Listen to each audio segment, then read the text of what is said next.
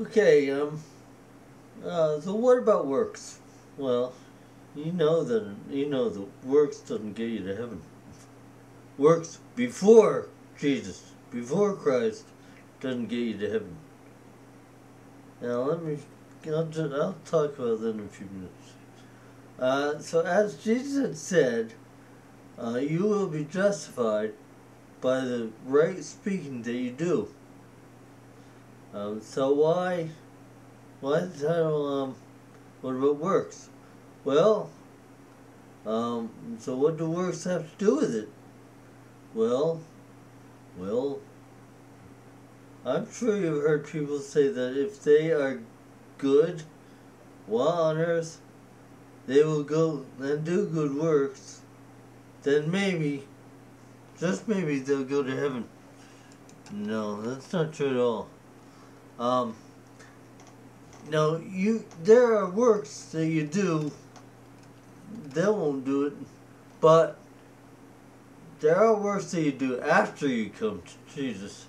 You do any works that you do before you come to Jesus is not worth, not good, doesn't work, not worth it at all.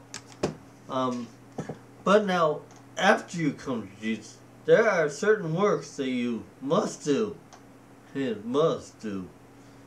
Certain things that you can do that would forward you, that would help, but there are things that you must do also. And people would say, wait a minute. Some people might say, wait a minute, you don't need to do anything after you come to Jesus. I mean, Jesus said the work of God is to believe in the one He sent. Yes, right. That's true. He sent Jesus, and to believe in Jesus is not just to, mentally assess that He is the Lord. But to believe in Jesus is actually to trust in, to rely upon, to be confident in, to do, to imitate. Imitate what Jesus did. Jesus said in John 14:12, He said, if you truly believe in me, you will do what I have been doing. Even greater works than these than you will do, because I go to my Father. So He was saying that you're going to imitate me. He's saying if you believe in me, you're going to imitate me. Not imitating me, it's a sign that you probably don't even believe in me. Now we hear many people say the name of Jesus. That doesn't mean they believe in Him. No. I remember one time, a long time ago, when I was working at Ames department store back up in Massachusetts. That's a long time ago, because I don't even know if Ames is still around. But anyway, I was back in the storeroom talking to another guy. It was a fellow believer, and I was back there talking to him, and it's a little kid. This kid who's working there comes up and says, "What are you talking about?" What's that? "Oh, we're talking about Jesus." He said, "Jesus? Oh, Jesus!" I mean, come on. He was saying, "Jesus," and he thought he could use it, make it sound like a cuss word. Well, the fact that Jesus is not a cuss word, the way you use it, it's saying that, do you believe in Him or do you not believe in Him? Well, I don't know what he was doing then, but it certainly wasn't right. Well, it wasn't using. Well, it was kind of using His name in vain, but it wasn't. He didn't say Jesus is damn something. That would be using His name in vain, because Jesus is not there, not the damner. So anyway, now back where I was. Where was I now? Okay, I was back here. There are works that you must be done in order to get to heaven. There are. The works to believe in the name of the one you sent, the one God sent, which is Jesus. But then I said, to imitate Jesus. That's doing the works, Jesus. That's really what believing is, imitating him. He did like him. Yes. So before you accept and receive Jesus as Lord, by truly believing and confessing what you believe, then doing something about it, no works will give you passage to heaven. Nah. But after you do it, if you continue to do what Jesus did, Jesus came here to start a ministry. Acts 1:1 says, concerning the things that Jesus taught, Jesus started to teach. He started to do them. Now, if he started, you know he's going to finish. If he's alive today, he's alive in me, and hopefully in you, and he's going to finish them through us. Through us. What did he come to do? Well, basically, he came to right what was wrong. See, when God created the earth, he created things right.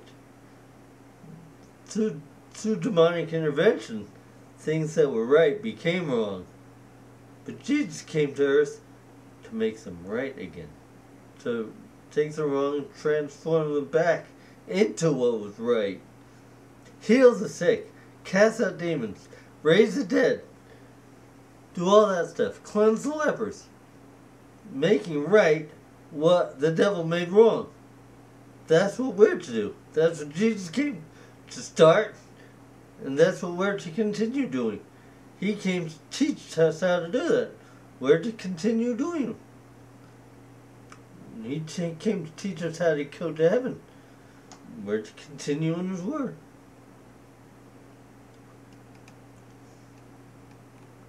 Okay. But anyway, okay. Now, what does Matthew 7:12, it says, do unto others.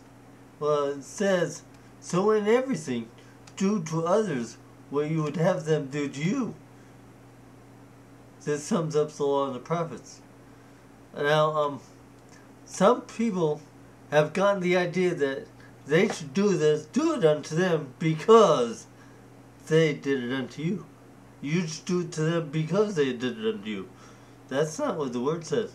The word does not say, do to others because they've done to you. No, it doesn't. And it doesn't say, well, a lot of bullies would take it, I can mistreat them because they won't do it to me. No, the word does not say do unto others because they won't do it unto you. That's not good either. It's not right either. So anyway, we are to do good to others. Well, it's in our power to do it to those who deserve it. Now, who's the one who deserves us to do good to them? Who's the one who deserves good? Is it just those that are rich and supposedly deserving? Those who have done a lot for society, they do all these things, they deserve something good for that. No. Or is it the one whom Jesus died for? I think that's it. The one whom Jesus died for is the one who deserves good done to them.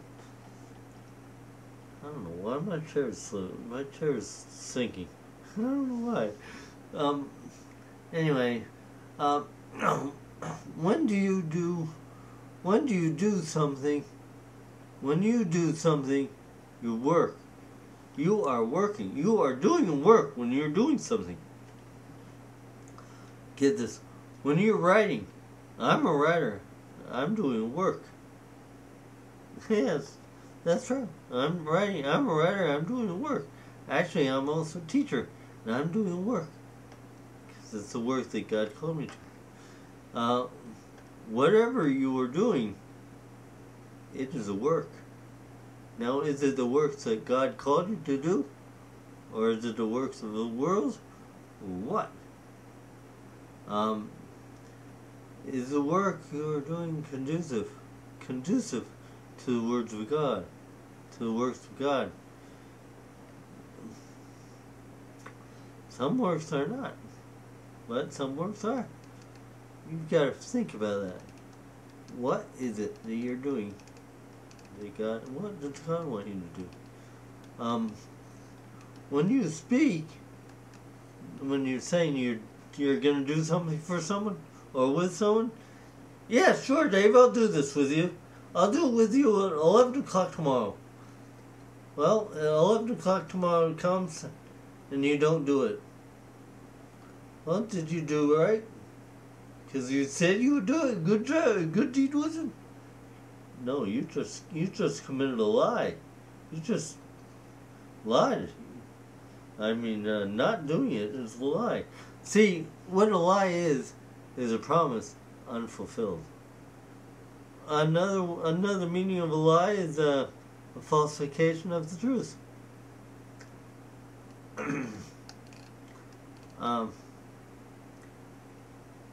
I'm sure you have had this happen to you before.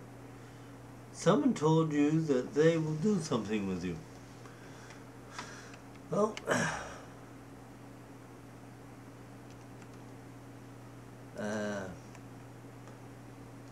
someone told you that they would do something with you, or something like that, something of that nature. Well, that person was doing what that person was doing was not to upset you with their words, but when it came time for him to do what he said he would do, he thought, well, he's a Christian, so he'll forgive me. Right. Or they might have thought, well, after all, he'll understand. Right. Understand this.